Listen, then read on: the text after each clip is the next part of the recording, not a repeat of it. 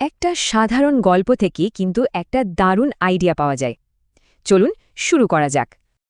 কিভাবে একটা অসম্ভব কঠিন সমস্যার সমাধান এত সহজ হতে পারে? চলুন গল্পটা শোনা যাক। গল্পটা এক ধনী ব্যক্তিকে নিয়ে, যার ছিল এক ভয়ানক নাছোড় বান্দা মাথা ব্যথা।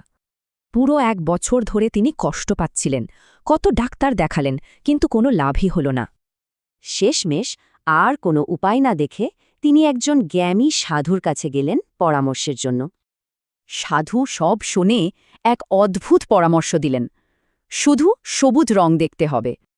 আর ওই ধনী লোকটি তিনি তো সুস্থ হতে চেয়েছিলেন, তাই তিনি কথাটা আক্ষরিক অর্থেই নিলেন। সাথে সাথেই তিনি তার পুরো দুনিয়াটাকেই বদলে ফেলার জন্য একটা প্ল্যান করে ফেললেন।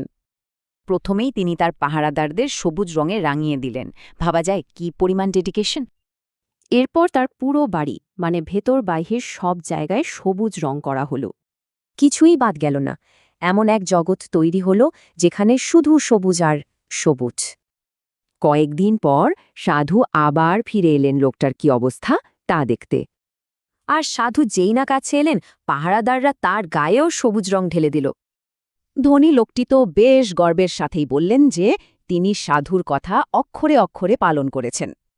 কিন্তু সাধু কি আসলেই এটা করতে বলেছিলেন? এটাই কি ছিল আসল সমাধান? সাধু তো শুধু মুচকি হাসলেন। লোকটার এই ভুল চেষ্টাটা তিনি ঠিকই বুঝতে পেরেছিলেন। তিনি বোঝালেন যে এত কিছুর কোনো দরকারই ছিল না, শুধু একজোড়া সবুজ চশমা হলেই চলত। ব্যাপারটা ভাবুন তো একবার, পুরো পৃথিবীকে বদলানো কতটা কঠিন, তাই না? কিন্তু নিজের দৃষ্টিভঙ্গি বদলানো, ওটা কিন্তু তার চেয়ে অনেক বেশি সহজ। আসলে অনেক বড় সমস্যার সমাধানও কিন্তু খুব ছোট্ট একটা চিন্তার মধ্যেই লুকিয়ে থাকে। ব্যাপারটা হলো বিশাল কোনো অ্যাকশন না, শুধু চিন্তার ধরনটা একটু বদলাতে হবে। তাহলে প্রশ্নটা হলো, জীবনের জটিল সমস্যাগুলোর জন্য আমাদের নিজেদের সবুজ চশমা কোনটা?